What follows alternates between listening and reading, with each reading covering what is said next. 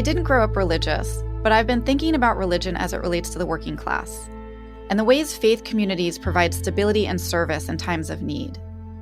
Because there is so much need these days.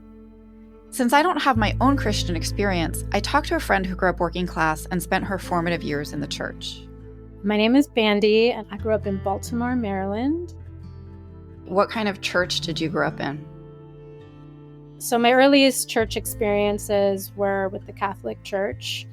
And then when I was about 12 or 13, we left the Catholic Church and joined a non-denominational Christian sect, very evangelical. This was the early 2000s. So like at this time, the bigger churches were starting to become a thing where like there was music at church and the pastors were talking about spirituality over religion and having a personal relationship with God. And there were men's groups and women's groups and studies. They had these Bibles that were rewritten for edgy teens. There was classes for the youth. So it was more of a social, I think, choice. But then we ended up getting really into it. How often were you all participating in these various activities outside of the formal weekly service? I think probably 3 nights a week, plus the Sunday services. I was involved in something to do with the church. Was politics a part of your experience in the church? Definitely, certainly. The way I grew up was a very conservative, Republican.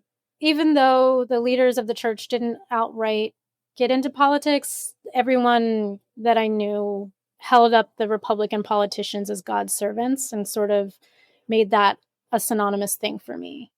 What have you witnessed over time with politics creeping into the lives of your family via the church? Everyone I knew shared the same political views, and there wasn't a lot of conflict. There wasn't a lot of philosophical arguing. In fact, it was almost the opposite. The church seemed to give a lot of thought-terminating cliches and ideas, like it's in God's hands, or it didn't allow a lot of room for intellectual curiosity and reconciling our role in the state of the world. It was always the devil at work, or they don't have Christ in their hearts, and that's why it didn't allow a framework for introspection, really. What do you think about what's happening now with the role of Christianity, the church broadly, in public life and politics? I understand what their lens is. When I hear these messages of we're going back to simpler and more moral, and I hear them as dog whistles now.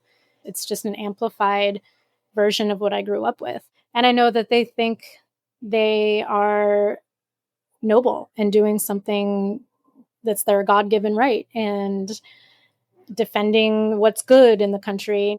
It's the banality of the of these events that is so maddening too. It's not necessarily people that wake up and think, how can I twist this religion to hurt and exploit others? It's like it's so much more banal and casual than that. Welcome to Shifting Terrain. I'm Rachel Rybaczuk, a working class sociologist who spent a long time thinking about class and race. I'm having conversations with experts and everyday people to amplify the cultural and political issues both capturing and dividing America's working class today. This episode is about religion, but more specifically, about Christianity and the rise in Christian nationalism. This can be a touchy and anxiety-inducing subject, but it's important to understand what Christian nationalism really is and whether or not it's actually undermining our democracy. I'll talk with 2 people who study this modern crisis of faith, as well as a Christian leader who provides clarity in a complicated time.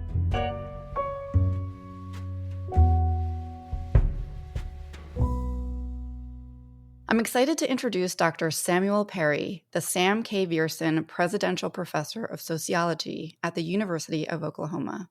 Welcome to Shifting Terrain. Hey, thanks so much for having me. Can you give us a basic lay of the land or overview of how religion is influencing politics? Well, I actually think the relationship might be reversed these days with politics influencing religion. Over the last several decades, what has happened has been a process of political sorting, where American social identities are organizing underneath their political identities. So what this means is when, in the 1970s, you might have just as likely been an evangelical Democrat as an evangelical Republican. Frequent churchgoers were Democrats and Republicans, and this was not very clear at what party you belong to. Now it is quite clear. So the vast majority of evangelicals tend to vote Republican, and a large percentage of Republicans happen to be white church-going Christians. We have a lot of evidence, in fact, that people are now choosing their religious identity in light of their political identity. So they have political views that they form first about what they think about gay marriage, the economy, and capitalism. And that leads them to say, okay, which religious group is my kind of people?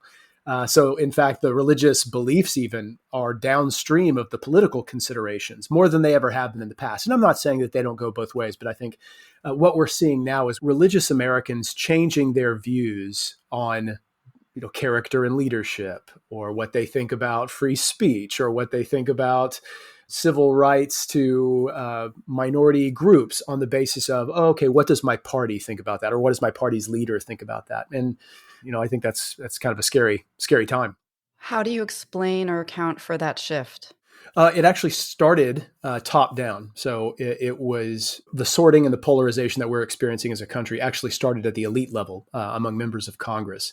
Members of Congress started to shift and become very clear as to who is us and who is them. You don't have a situation like you did even 20, 30 years ago where a Joe Biden could talk about how he's got all these friends across the aisle and he plays golf with them, and that doesn't happen anymore. They hate each other.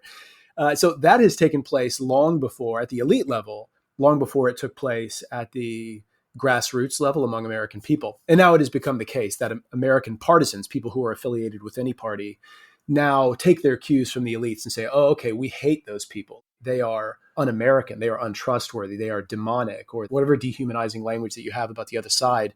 Now, it's been amplified by social media algorithms that silo us completely into media echo chambers where we just hear everything bad about the other people and everything good about our tribe. So what makes you a particularly, I think, important thinker, writer, speaker in this time is that you're addressing Christian nationalism. There's the difference between Christianity as a religion, a set of teachings and principles, but Christian nationalism being something else. So we study Christian nationalism, and Christian nationalism is at least three things. It's an ideology that idealizes this mythic understanding of America as a Christian nation, and it seeks to institutionalize that. And not just any kind of Christianity, it's a very specific kind of Christianity. It's what we might call Anglo-Protestantism, largely white European Protestant, not Catholic, not the historic Black church, not white liberal mainline Protestant, not Latin American Catholics.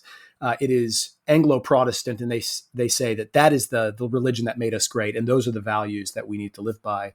It's also increasingly an identity. People are identifying themselves as this now, and it's a political strategy that politicians can use to leverage the ideology and the identity and try to mobilize people to do that. And it actually is really important for understanding the kinds of conflicts that we experience now, because I think people who are influenced by this Christian nationalist ideology will see any dishonest authoritarian leader who promises that they will restore power to people like us, the good guys, the Christian nation. They will say the situation is that desperate and we're persecuted and our nation is slipping away from us, and we need to restore power by electing such a person. Well, so millions of people consider the teachings and principles of Christianity as positive directives for living. Love your neighbor, support people in need, forgive others. It seems like those would create a more progressive society. What happened to create this seeming fracture, and how do followers of Christ square their beliefs with supporting policies of the Trump administration that appear at odds with those teachings? Right. And this is what I mean by our religious beliefs and values are now downstream of our politics. Because you're right. The Christianity I grew up in, I was raised by evangelical Christians in the best sense of that word. We valued racial diversity. We wanted to serve our neighbors and to be a part of a community that was tolerant and understanding, and that we were represented as like, oh, okay, these are good Christians that help out. Now it seems that Christianity, or at least conservative Christianity, is not characterized by even George W. Bush compassionate conservatism. That would have been refreshing compared to what it is now, which is, it seems to be characterized by an intolerance of difference, by an obsession with persecution, that they are always the victim of some kind of not just a government conspiracy, but a globalist conspiracy to crush conservatives, to silence them. And it leads, I think, them to say that we don't have time to serve. I mean, maybe they serve, but they wear that as a badge rather than something that they really want to see help given to people in need. In the research that we're doing now, we find that Christian nationalism is strongly associated with believing that you get ahead by your own hard work and bootstraps rather than advantages that you might get. It is associated with believing that the rich have what they deserve and the poor have what they deserve. I think that's a Christianity that's really been influenced by the partisan commitments rather than something that they would read in the New Testament that Jesus said. What were Republicans able to do so effectively to convert people's thinking to what you just described? Historian Kevin Kruse, in his book, One Nation Under God, really argues that this Christian nation rhetoric emerged around the New Deal.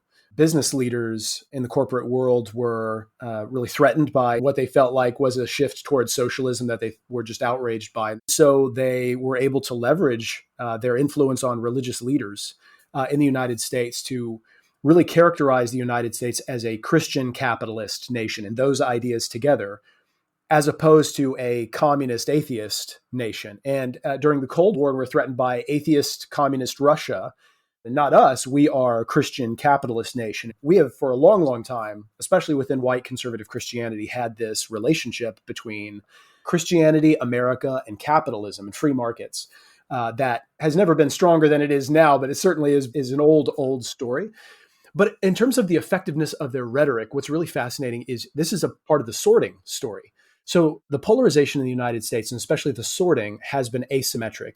So among Republicans, you have a larger percentage of people that are ideologically unified. In other words, there are more conservatives in the Republican Party than there are liberals in the Democratic Party. The Democratic Party is still made up of moderates and liberals and some conservatives. It's a very big tent among the Democrats. Within the Republicans, it's almost all conservative now. Within the Republican Party, it's very religiously unified. It's almost all Christian, whereas in the Democratic Party, you have Jewish Americans, you have Latino Catholics, you have Black Protestants, you have atheists and seculars. And so it is very difficult among the Democrats to create a unifying narrative that will be compelling to this large group. Imagine the challenge as a Democratic Party leader to speak a single narrative or message about who we are as a people and what we stand for when there are so many different views about that. Whereas Republicans, they have it, frankly, pretty easy, where they just talk about, like, if you talk about how conservatives are persecuted, Christians are persecuted, white people are persecuted, Republicans have a natural advantage when it comes to the rhetoric. Yeah, so those of you out there criticizing the Democrats, they've got a pretty hard job from what you just It's described. it's really challenging. You also wrote a paper recently where findings suggest state-level support for Christian nationalism was influential in states with greater working-class populations. What is it about the working classness that is so vulnerable to Christian nationalist ideology or recruitment or... Yeah, I think there is a sense among the working class that they are falling behind. And the Republican Party has been effective at giving them a group of people to blame. And Christian nationalism is a part of that, because Christian nationalism is fundamentally us versus them. It's who the nation rightfully belongs to. It's old-fashioned traditional families and Christians, right? White Christians. And so if these rural Americans identify with that, and they do largely, then they see this as, okay, we're the ones who are threatened and we're the ones who are persecuted, and this nation is being taken from us. So that fits right in with that. And it also, we've done some research recently showing that the link between whiteness and Christianity among white Christians in the United States is so tightly bound. The Venn diagram of those things, those identities is almost a circle. And so what happens, I did this research with a team of social psychologists that we published a couple of years ago, but we found that when we told white Christians that Christianity was under attack, or about a politician that would stick up for Christians, it also made them think that white people were under attack and that politician would stick up for white people. And so why does this work? It's because, those identities are so overlapping that as a politician in Oklahoma, say, I can just talk about threats to Christianity, Christianity being persecuted, Christians are being silenced and whatever. And I can make these Americans think white people are being under attack or white people are being persecuted. And I need a politician who's going to fight on behalf of white people because somebody is taking what is rightfully ours, mine, and ruining our country for it. Sam points out that a rise in Christian nationalism wasn't simply an organic groundswell. But then how did the combination of corporate and Christian interests create such a compelling force that captured the working class? What is the draw to churches preaching Christian nationalist ideas for some working class people? Our next guest, Jack Delehanty, Associate Professor of Sociology at Clark University, has some insight. His research focuses on organizations working with faith communities for the interests of everyday people, like increasing access to voting rights and lowering the cost of healthcare. Groups that are reclaiming power for people who, he says, quote, have been written out of political decision-making in our country. It's maybe commonly known that attendance at religious institutions went down over the years, but church attendance stabilized and seems to be increasing. What happened there? I think the pandemic really crystallized how isolated a lot of people were. And coming out of the pandemic, people were craving social connection. But I think there's another part to the story. And that's that people on the political right have been immersed in an ecosystem that has promoted a certain way of understanding faith and spirituality, and Christian faith in particular, with a broader cultural frame that's focused on the American dream, on traditional gender roles, on hard work, on cultural categories that really resonate with people, and categories that resonate with a lot of newer Americans as well. Add that to people who are seeking community anyway, and a world in which it's getting harder and harder to form community in other ways. Neighborhoods are less stable. Civic infrastructure is less stable. It's just harder to find your people and get together with them in all kinds of contexts. And I think you have the mix of factors that could explain why church attendance seems to be on a little bit of an uptick now. When you're talking about community, the people were seeking community, but also clarity. And clarity in an increasingly complex world of oversaturated media coming from many different directions. Yeah. This next level of interference in the labor force by AI. And in talking with some other people, there's this sense of people just wanting a simplicity to counteract the level of stress they're experiencing. Though I think there's a legitimate argument to be made that a lot of that overwhelm is driven by financial instability. Absolutely.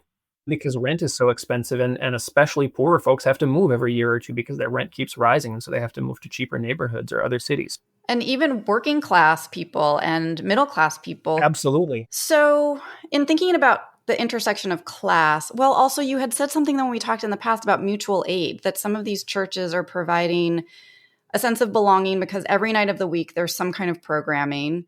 There's a scaffolding of you can live your entire life within the confines of our space, meaning you don't just come for worship on Sunday, but we have a gym and we provide childcare and we have music here on Tuesday nights, and you can come and drink tea and listen to music. And of course, all of the programming ultimately is really welcome in a world where these connections are not being provided by the social sources that used to provide them, right?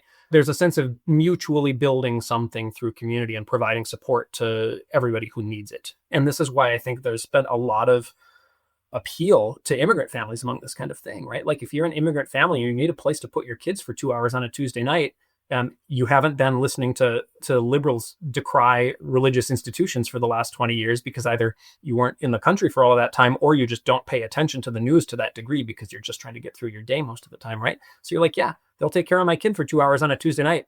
If it's in a church, great. If it's not in a church, great. I just need the help, right? I just need the support. And so it pulls in a cadre of people then who sort of become gettable.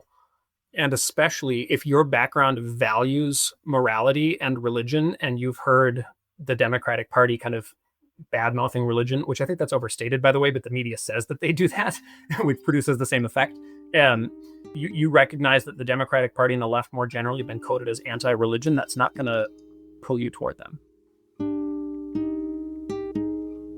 My next guest, Jeanné Lewis, can speak to this intersection of religion and politics as CEO of Faith and Public Life, an organization bringing together faith leaders with a vision for a healthy democracy. Can you characterize what might be unique or special or different about this particular time we're in as it relates to the influence of religion in politics and civic life in the United States? I think what makes this time unique, both here and globally, is the rise of Christian nationalism. So I actually don't think the influence of religion is unique in our political moment, but the influence of religious nationalism is unique and heightened in this political moment, which means that people are forming a nationalist identity, an identity rooted in supremacy, and the idea that one's nationality and one's nationalist identity is supreme to all others on the planet. And that is being connected to a distorted and co opted version of Christianity. What are the current effects and potential long-term outcomes of this? We're already feeling the effects of Christian nationalism in our country. I think what is scariest to me is that people are very clear about what we are experiencing, but they are not clear that the rise of Christian nationalism is deeply connected to it. So the long-term effects that we are already starting to feel is an erosion of the democratic process. I was at a conference in Utah recently, and the conference was related to the Democratic Party. And there was a woman in the hotel who was not affiliated. And I'm going to assume that her political beliefs were different because of what she said to me in the elevator. She said, "Tell me about this conference." And I told her. And she said, "Oh, you want to preserve democracy? Well, we're a republic." And I said, "We're a democratic republic." And she said, "Okay, we're a republic and we have representatives who protect us from tyranny. And that's exactly what the president is doing right now." And, it was an elevator conversation. She wanted to make her point. She got off the elevator and that was fine. But what was interesting to me about that interaction is that she skipped the democratic part. And I think many folks in our country right now don't understand that we ideally elect the people who represent us and represent our interests. And then we hold them accountable by either electing them again or electing someone else. When we skip the democratic part, sure, we have representatives who theoretically represent our interests, but who chooses those representatives? How do they come to be the ones to represent us? And that is the danger of where we are right now, because Christian nationalism is saying that only certain individuals can represent our interests and only certain interests are valid and all other interests need to be set aside. When we remove the democracy, the democratic part, we are creating a slippery slope where eventually very few and maybe none of us get to choose who represents us. I want to share, because we're an interfaith organization at Faith and Public Life, Christian nationalism is particularly dangerous for anybody who's not Christian. And quite frankly, for some folks who are Christian, but maybe aren't the quote unquote right kind of Christian. And I say that as a Catholic who often is seen as not actually Christian, not fully Christian, not really Christian. And what I wish more people understood is that if you are on the beneficial side of the rules right now to create a supremacist structure or to create a set of rules that is oppressive and excludes others, means that you could be on the wrong side of that rule at any moment. What is attracting people to it? People are overwhelmed, and that fear response invites people to crave simple answers, to crave order. And this is not a judgment. This is literally how our brains work. Our brains are constantly trying to simplify, to categorize, to deprioritize so that we are not overwhelmed. Christian nationalism is very well funded and has the comms capability and strategy to be able to tap into that reality.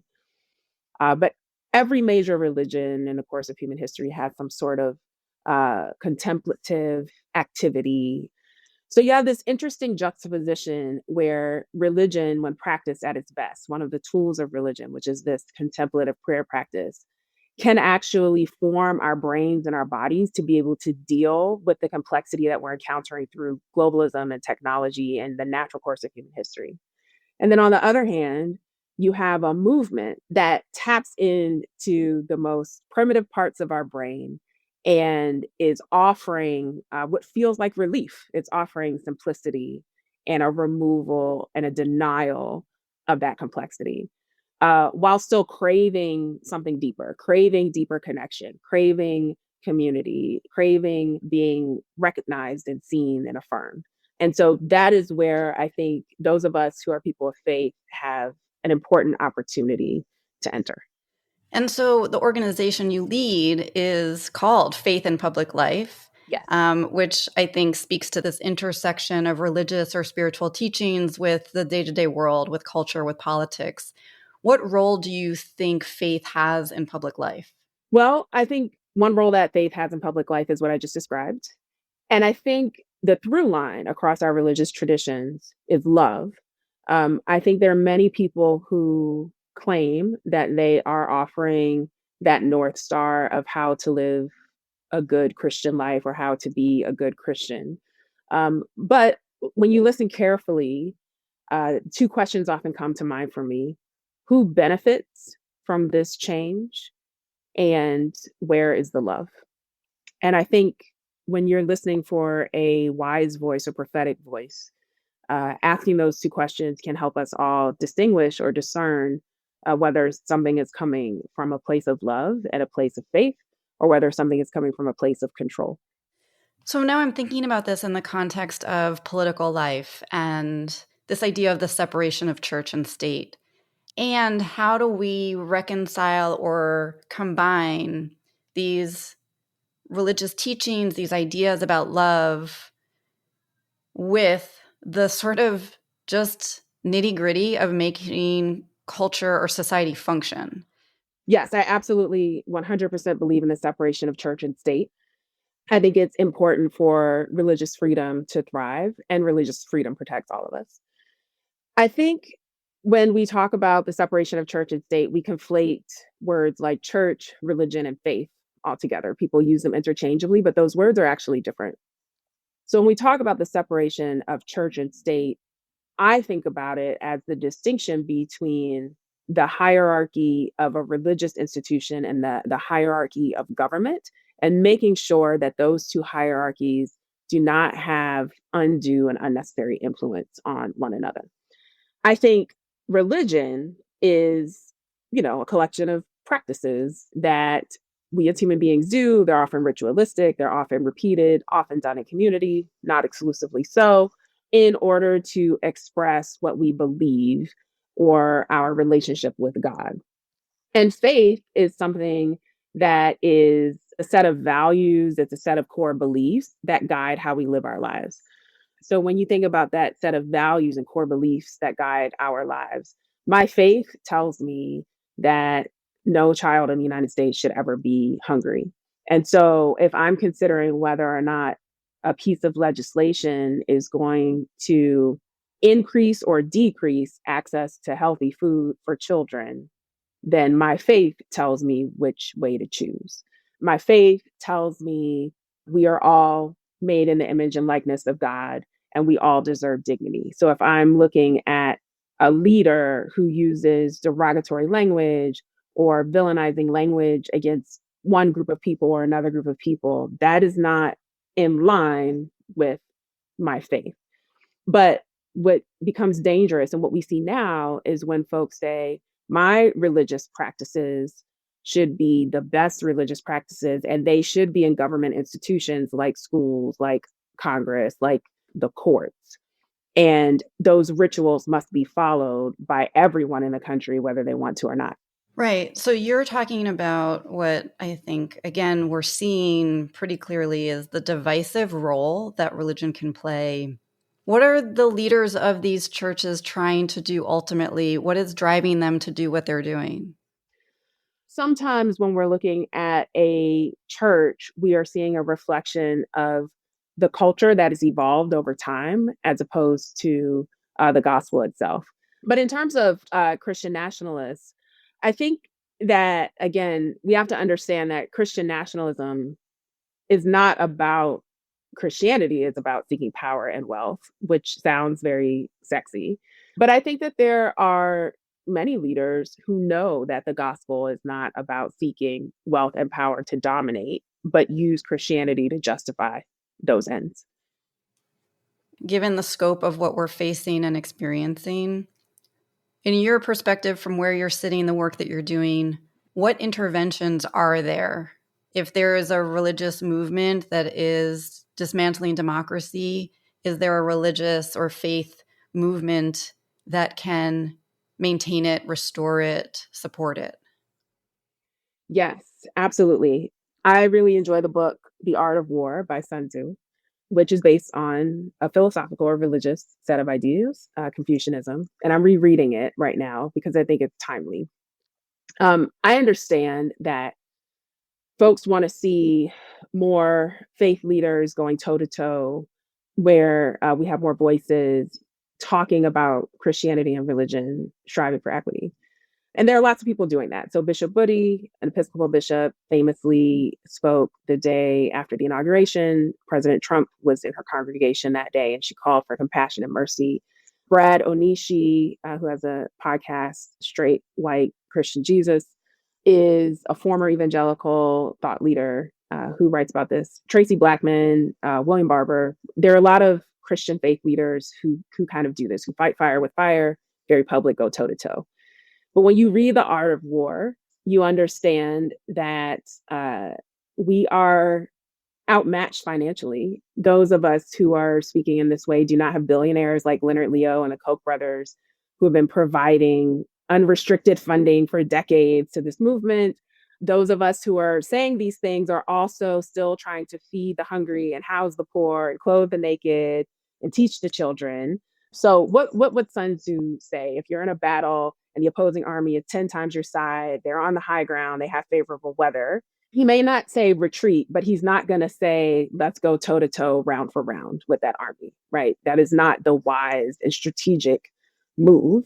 And so a lot of what faith leaders who want to see a healthy, thriving, pluralistic, multiracial, multi-faith democracy, we are lobbying to our members of Congress that we have a relationship with. We are doing a lot of political education with people in the pews to make sure that individuals know our rights and understand how to resist fascism and nationalism. There are many, many things happening at the grassroots level, but also somewhat behind the scenes. So it may not look the same, but it is definitely happening. So I want to encourage folks to stay encouraged, but just know that it's not necessarily going to look the way it does with the other side.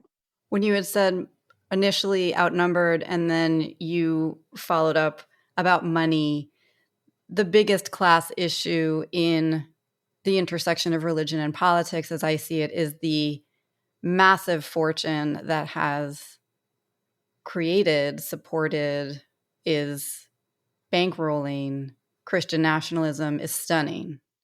So I want to be really clear. I don't think we're outmanned and outmatched based on people power. I think there are more people in the country who don't want political violence, who don't want Christian nationalism. But to your point, monetarily, financially, we're outmanned and outmatched. I go back to my question of who benefits. So who benefits from a concentration of wealth and power? I have been speaking recently about immigration and talking about the increased resources going to ICE and the abductions that are happening indiscriminately of people, and helping people realize there are not enough resources, there are not enough staff in the federal government to deport all of the people who are being arrested, which means that those people are being incarcerated. And there have been executive orders and other efforts to allow that incarceration to happen indefinitely. Investments in private prisons have gone up. More private prisons are being built. And the United States has a history of a small minority benefiting from free labor in the guise of chattel slavery, and creating laws to say that once you are in that position, it's very, very hard, if not impossible, to get out of it. Who benefits from immigrants being detained at this alarming rate? Now, again, the distorted message is, oh, we're keeping you safe, or these people broke the law, and so they deserve to be punished. But if you care about job security, it is cheaper to force an undocumented, incarcerated person to work for little to no money than it is to hire you. I think Project 2025 says very clearly what white Christian nationalists want to happen. And I think our faith and like a discerning eye can actually help us understand who else will benefit from this. And it's not most of us. It is not the vast majority of us. Is there anything you want to say that I didn't think to ask you about? Yes. It may seem like white Christian nationalists are everywhere and dominating the discourse right now, but there are many more people of goodwill who want to be kind and loving to each other and leave space for everyone in this country. You can do something about it. If you have never been involved in resisting something like that before, you can ask someone local who is involved. And if you don't know anyone, pick an issue or an agency that you care about and ask them. But I just want to encourage everyone that this is a moment where each of us has one thing at least that we can do to help our country stay together and to help our democratic republic continue to exist. And I'll leave you with a quote from one of my favorite songs. It's a Bob Marley song called Small Axe. And the chorus of that song says, "They have a big tree, but we are the small axe sharpened to cut you down." So you may feel really small in this moment or overwhelmed, but something that you are doing and that you can do makes a difference. As Jeanné mentioned, the influence of Christian nationalism seems inescapable. But not everyone is aligned with that way of thinking. It is not a majority. But it is safe to say the majority of people need acceptance, belonging, and support when times are tough, whether emotional, spiritual, or financial. Religious and faith communities provide that. Bandy's experience keeps coming back to me. The church was a vibrant community of connection and activity. Combined with the practical parts Jack described, it makes sense working people are drawn to the church. But as Sam explained, a particular rhetoric has convinced a growing number of congregants that one way is the right and only way to govern, a way that is aggressively trying to capture some and potentially divide us all. It's a way at odds with a sprawling, complex, racially, ethnically, gender, class, and religiously diverse country, with an expectation of democracy as the guiding force of its politics. And it's further away from the reality of this country's history, one built by forced migration and immigration, another fraught part of the country's past and present. In the next episode, we'll hear about the policies, practices, and realities of immigration in the United States. But people are also brave, and that's why I love to be in this organization, because you can see the braveness of you have a raid one day, the next day they're there looking for work, to see something that they can do. That's coming up on Shifting Terrain. Shifting Terrain was executive produced by Amanda Cowper and myself, Rachel Rybaczuk. Audio mixing by Tobey Mack. Music by Blue Dot Sessions and Epidemic Sound. Thank you to our guests, Dr. Samuel Perry, Dr. Jack Delehanty, Jeanné Lewis, and Bandy. And a special thank you to Elizabeth Scadden. Also, we'd love it if you'd rate, follow, and share the show.